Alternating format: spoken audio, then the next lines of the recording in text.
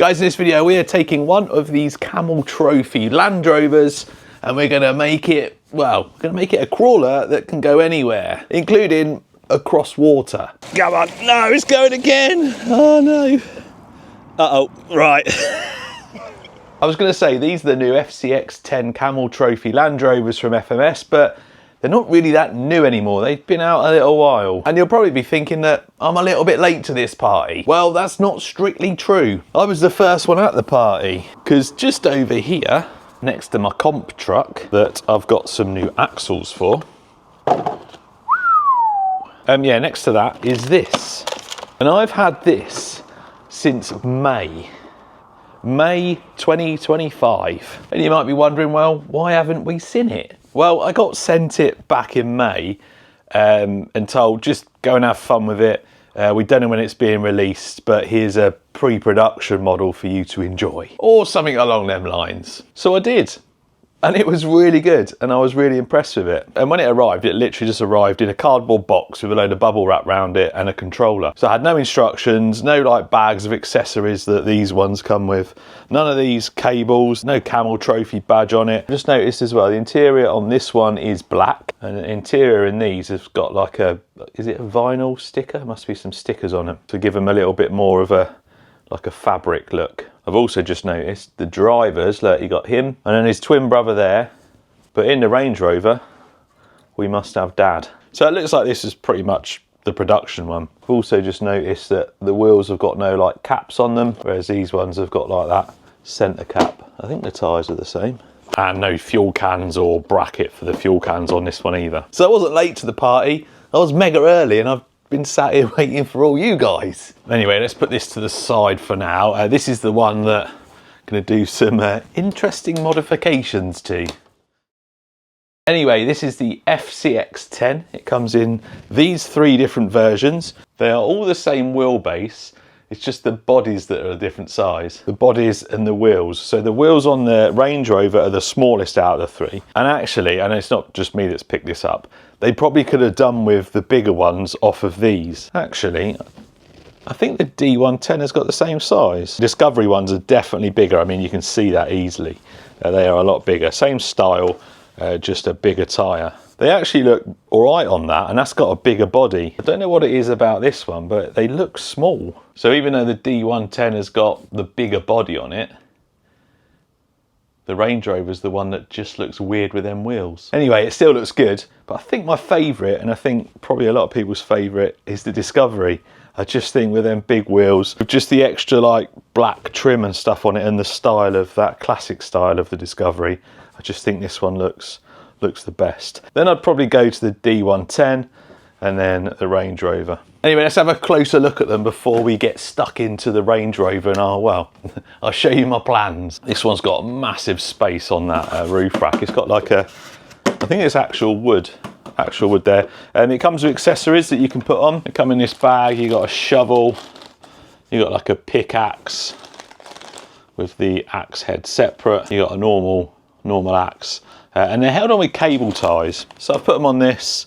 I've not put them on the Range Rover, and I've not put them on here because I just don't think they look very neat with cable ties on them. You also get a hat for the dude driving. You get a set of instructions with all of them. They all come with their own number plate, but you've got some spare ones here that are slightly different. Then it comes with this, I think it's a 6-channel controller. These are really good. You've got various switches and buttons on the side there. Then you've got your steering dual rate, throttle dual rate, and trim there. You've got your dip switches that you can adjust your drag brake, and just all round a decent transmitter. So the bodies on these are held on with 2 little clips. You just spin them, one like that, one like that, and then the body should just come off.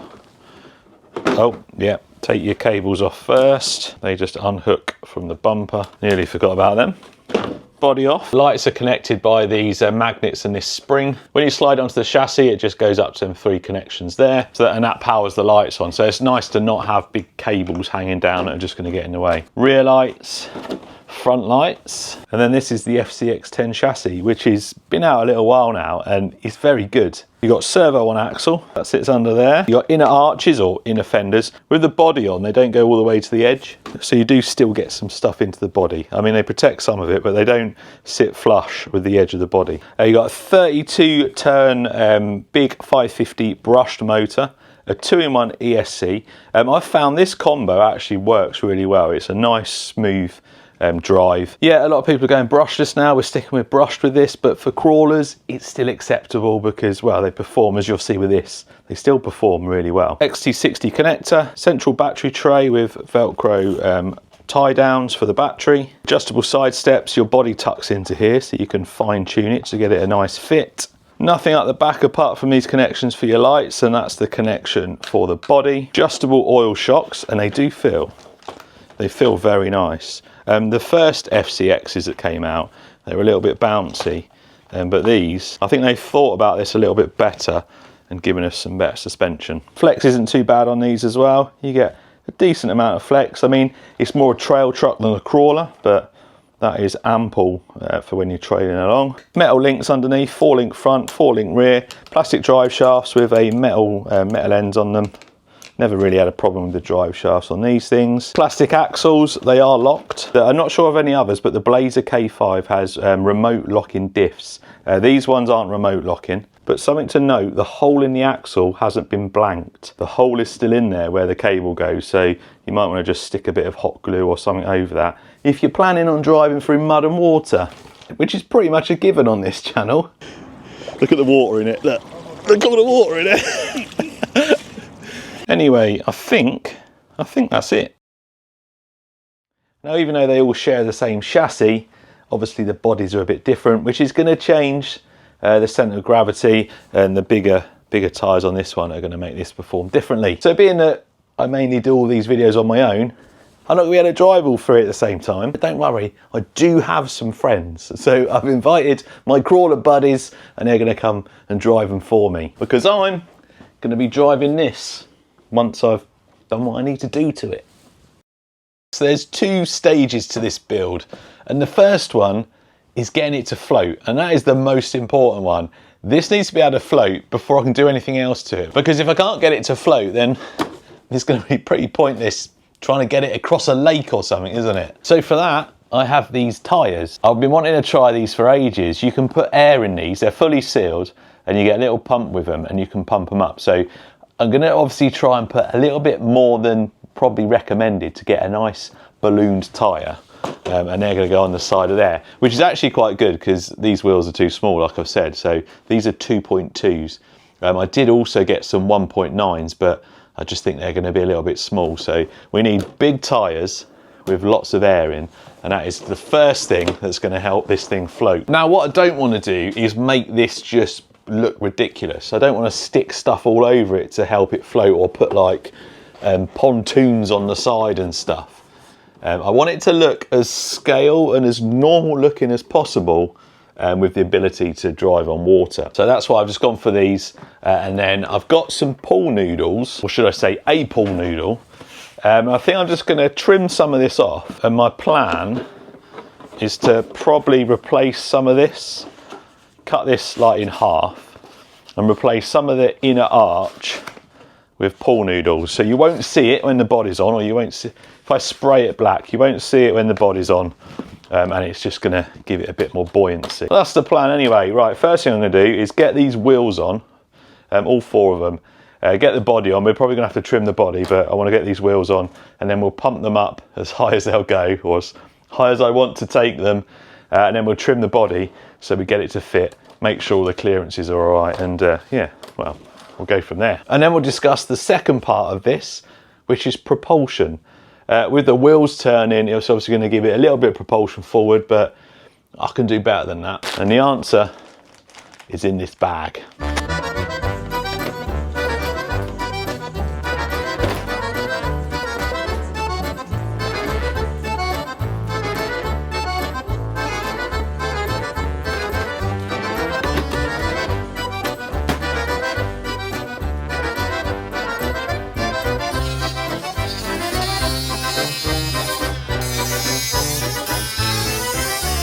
wound the suspension springs right down, i.e. the collar on them, so it sits nice and high. It is going to look a bit monster trucky, but that should kind of help with stopping the wheel. Well, it's not going to when you see what they look like pumped up. But obviously when we're just trailing along, it's going to have the wheels like this, so they will be okay. The adapter you use is the same as you use for like a football or basketball or a netball, if that's your preferred sport.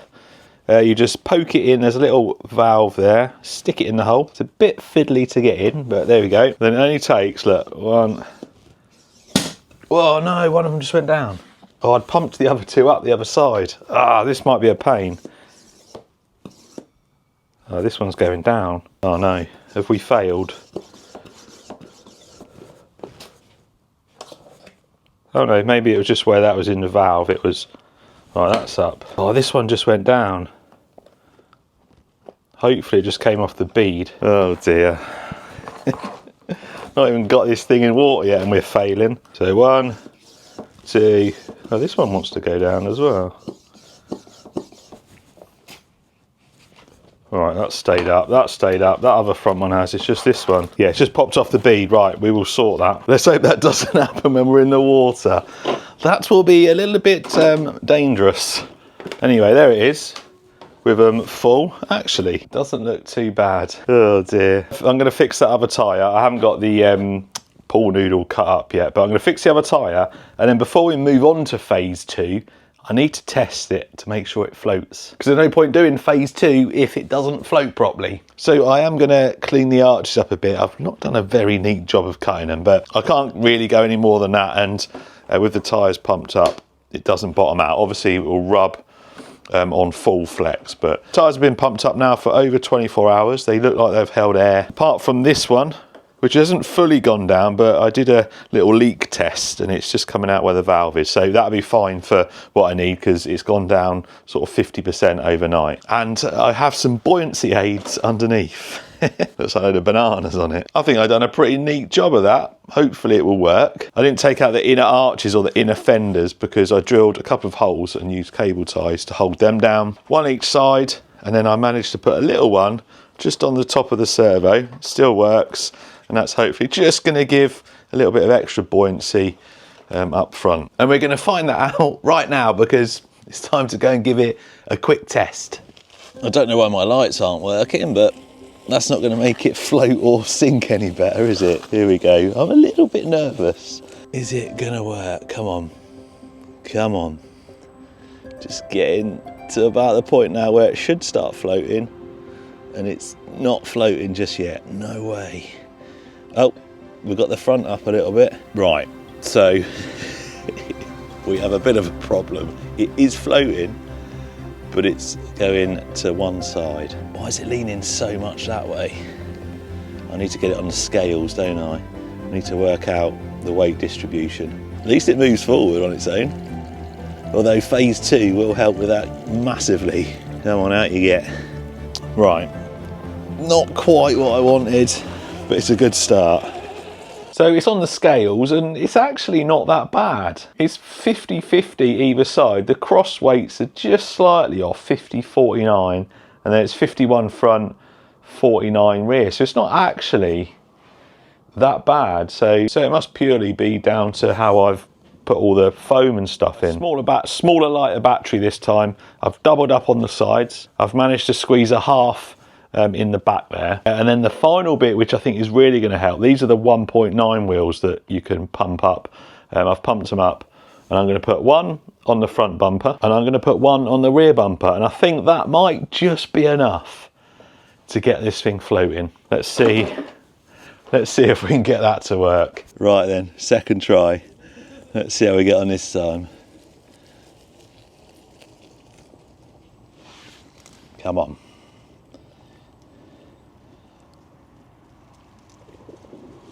I think we might just have it, you know. There's going to be a little bit more weight in the back when we go to phase 2, so that will lift the front up a little bit or dip the back down, but oh no, it's still going over. Ah, man. Move the front and rear tyre over just slightly.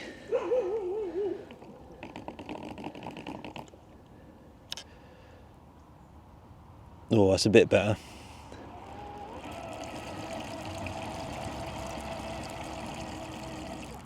Right, I've aired up the other side a little bit more now.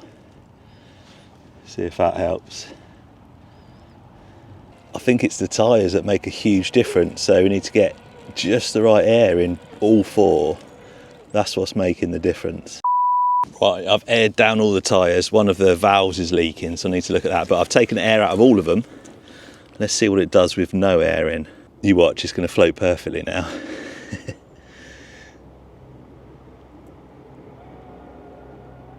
Well, not bad actually.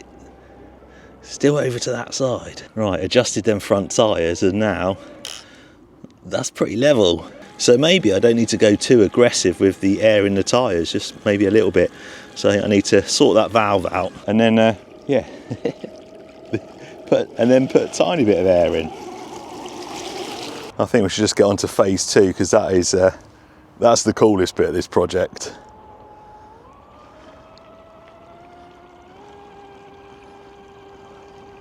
Yep, well there you go. I can't believe it's doing better without air in them. Obviously they're still sealed, so it's still doing the job, but I was going a bit too crazy with the air. Let's change gear.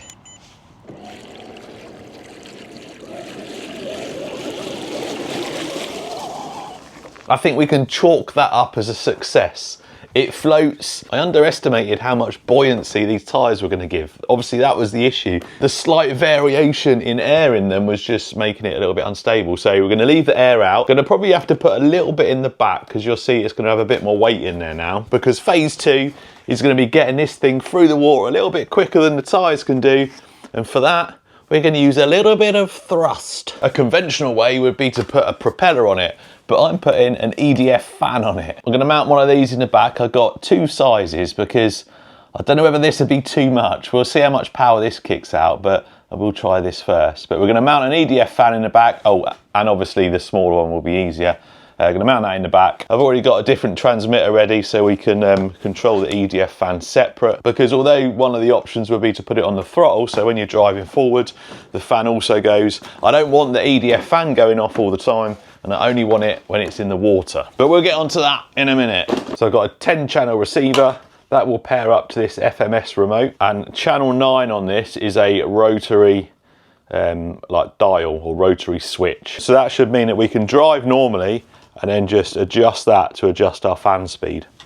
So that's the plan. Because it's set up for an aircraft, it thinks it's a stick remote. So what you're meant to do when you calibrate it first is you have it at full throttle, you switch it on, it goes through various beeps, and you can set up what voltage it's got. You can set brake settings and cut off voltages, the lipos you're using.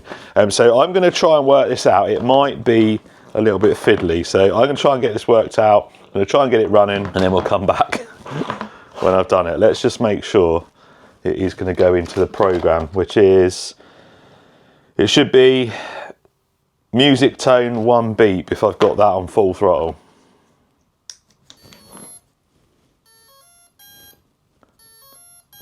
Yes.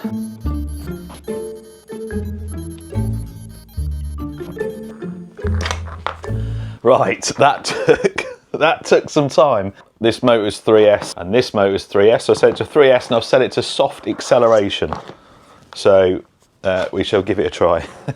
Right, here we go. Okay. So gently turn this. Soft acceleration. That is going the wrong way. It's not censored, so we can just swap these leads around. I was just thinking, that doesn't feel right. It's because it's turning backwards. Whoa, whoa, whoa, whoa, whoa. Oh my word. We definitely don't need this one. Yeah, okay, okay. So that is going to be way too big for this. That has got some serious power. I think we're going to go with the small one. Although this one, I think I might put this to the side for another project I've got in mind. So this little one's 3S as well, so I shouldn't have to change any settings on the transmitter. Let's just plug it in.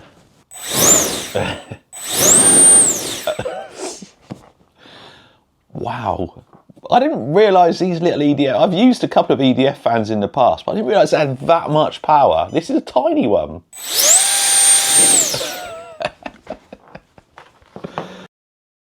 Right, I think phase two, actually I'm not gonna do that. Phase two is complete. We've got some privacy glass on the rear windows so you can't see what's lurking in there. I've removed the sunroof because we need to get some air in there. We've switched over transmitters. And now this is the magic knob. I've got it set up with a neutral.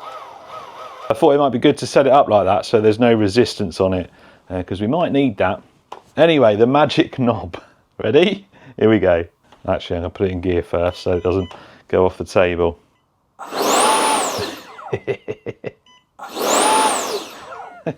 Look at that view in there. How cool does that look? This, nice and easy, just a kid's bottle. It's not a proper jet pipe because it was a bit of a tight squeeze in there, but yeah, very basic. And there's a very good reason I do stuff like that. Now I have got a 3D printer, got at least 2, maybe 3 people that would have designed and printed a proper jet pipe and like a bracket, but it's just held on with some big cable ties, zip ties, and yeah, it's a plastic kids bottle that I measured out so I got the right size. And the reason I do stuff like that is because everyone watching this video could do it. You don't have to have a 3D printer. You don't have to know people that can design and print stuff for you. You could buy that EDF fan off AliExpress. You could get like a little plastic bowl. You could easily make it like I have, and that's why I do it. The same as why it's just a pool noodle that's cable tied in there so it floats. It's all basic, simple stuff that everyone can do. Now, I don't know if we're gonna have enough power to get past the rolling resistance, but let's try it.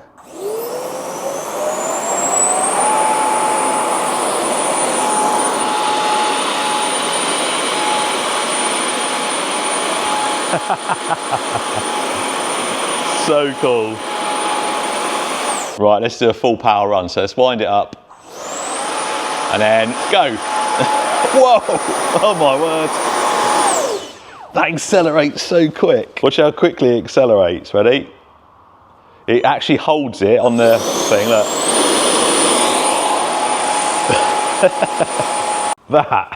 That is crazy. Well, they look good together, all of them.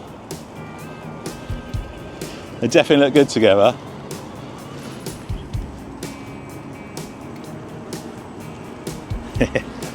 Nice. 2-speed, but yeah. 2-speed, no locking diffs. Just a nice, relatively basic. And they're super smooth, aren't they? Super, super smooth.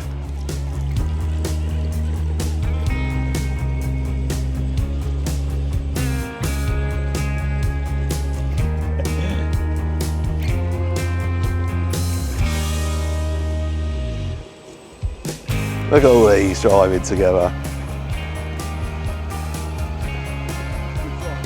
It looks really good.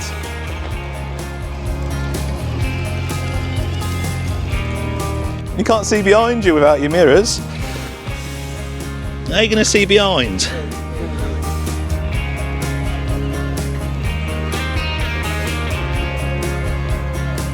I think the Discovery and then actually the D110. I think the Range Rover is nice, but I definitely think the D110 also looks good. Whoa, whoa, whoa, easy.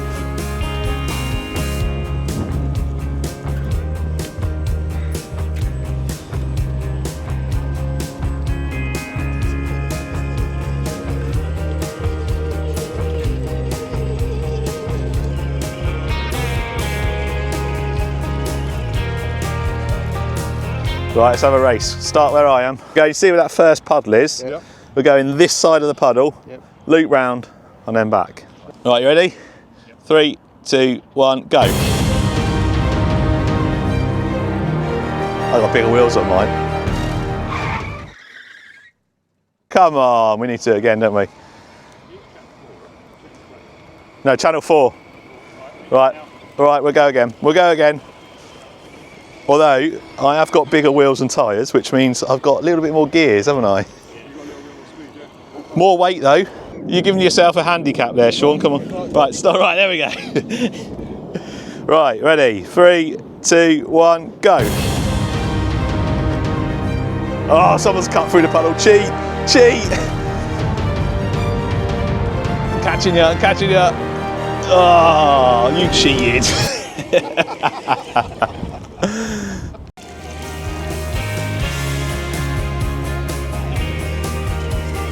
Nice. Whoa, easy, easy.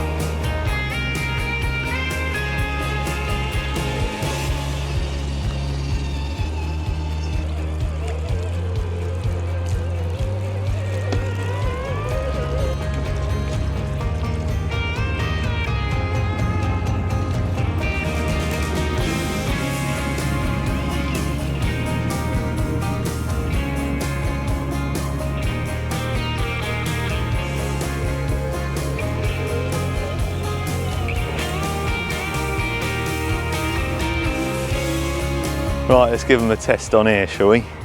Let's see which one performs the best. Mine's probably going to struggle a little bit with ground clearance with them tyres hanging down. I might adjust, let's lift that one up. We're going up there, over and round.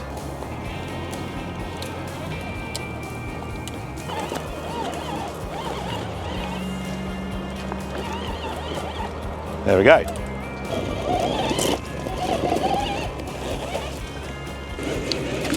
Stock Range Rover. A little bit lighter, smaller tyres. Are you in low gear, Paul?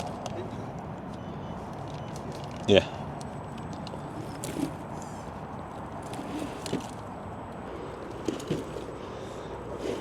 There we go. Bit of grip. Done.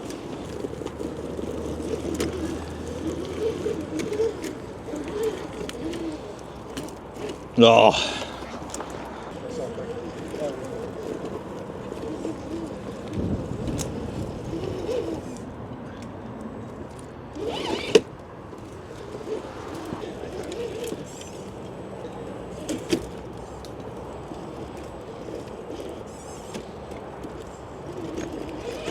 There we go.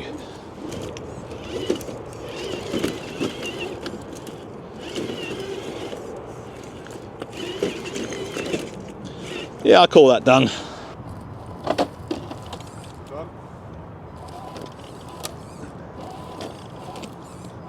7-point turn.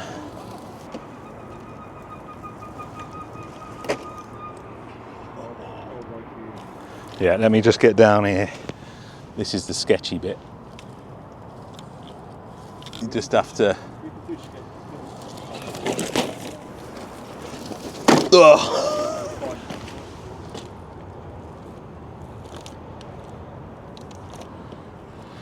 Oh, he's gone for an angle here. He's gone for an angle here. He's going to use that tree. Oh, skills. What a driver. There we go. You don't have to use the rock to stop it. Very nice. You can come down this way if you want. Yeah, he's coming this way. Oh, oh.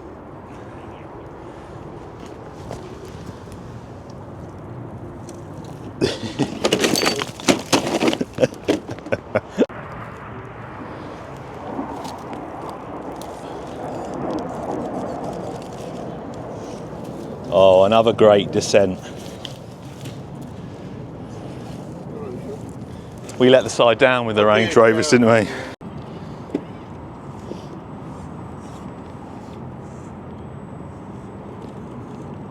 This is a little bit like RCT&T's options, yeah. It's not options, what's he call them? Oh, look, there we go. Oh, perfect. Yeah, doesn't he call them, it's not obstacles, it's problem or something, problem one, yeah. Considering how top heavy they are as well, they don't roll over that much, do they? I know that's going to roll now, I've said that, but just for the amount of stuff, especially that, the amount of weight on it, it doesn't roll over that much.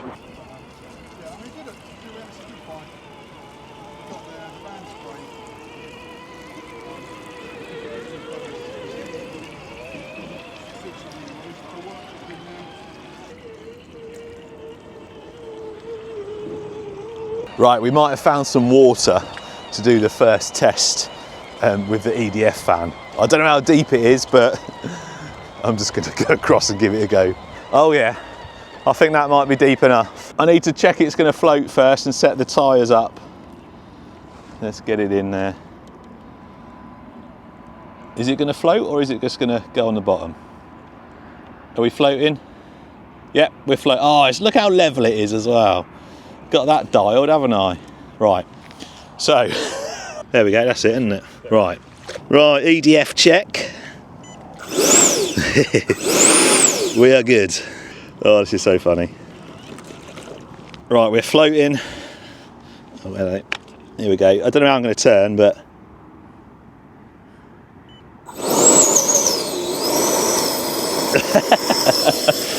I think we need to sort the... he's sucking some water up, isn't it? Oh, no, no, no, don't go under. Oh, no, it's... Come on.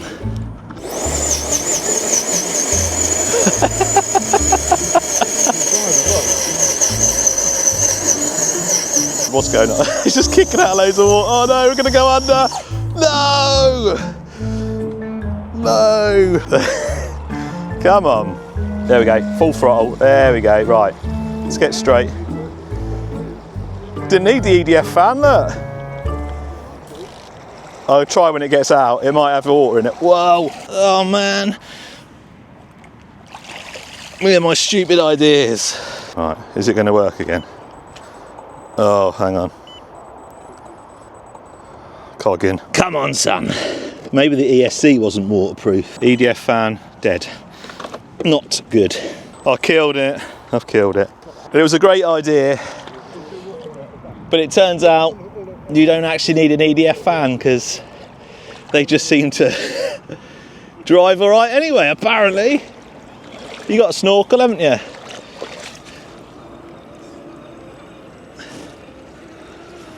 Oh, all that work. Whoa, he's gone. Is he going to make it? Yeah, you're good.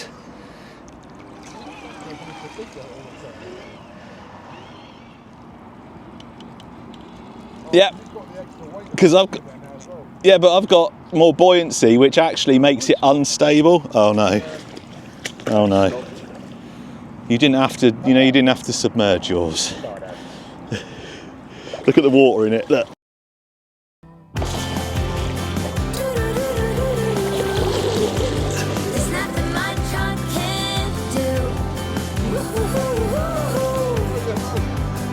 Turn that way. Uh-oh, he's going under again. It's going under again. Go on.